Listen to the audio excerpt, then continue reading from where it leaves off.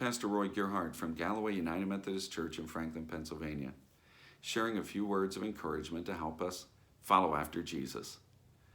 Why doesn't the pain go away? Why don't these problems stop? Why can't I get through a day without difficulty? We all ask questions like that. Life can be tough, and we all endure suffering, and it can be really hard to get through those kinds of days. And it's not only tough to go through it ourselves, sometimes it's even worse to see somebody else going through it. And it's really heartbreaking when we realize that some of our problems are of our own making. Or to see somebody enduring a problem and realize that even if they didn't cause it, they're making it worse. And there are moments when we have to realize that our biggest problem is not the thing that we're dealing with, but it's the condition of our heart.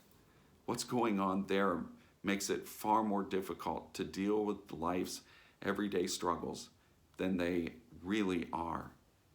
And so we need somehow a strength that we can survive, in problems that we face.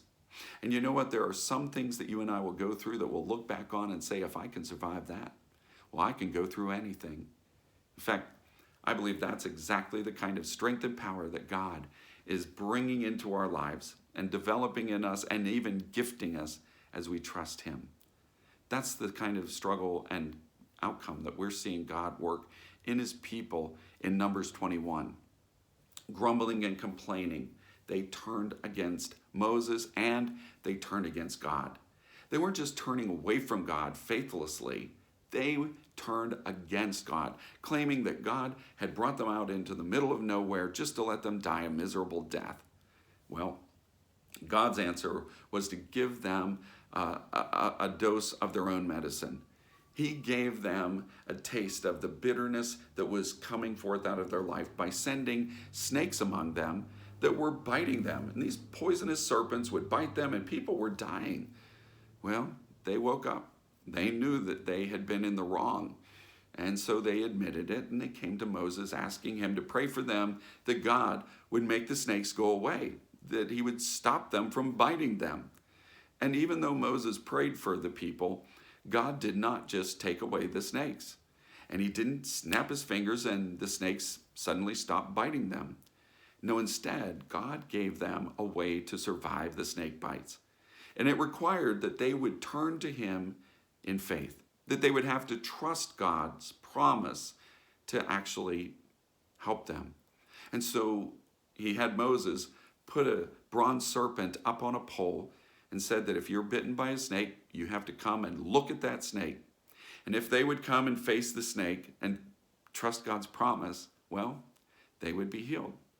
And so the whole thing was an effort to get the people really to turn toward God, to let behind their bitter hearts, and instead of turning against God, to turn to God and to believe in Him and trust Him.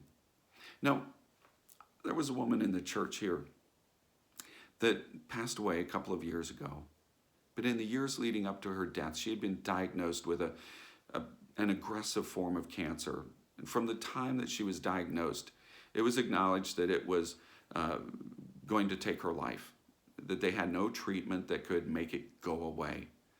And they didn't really even have any treatments that they had much hope that they would really be able to even slow it down or make it better.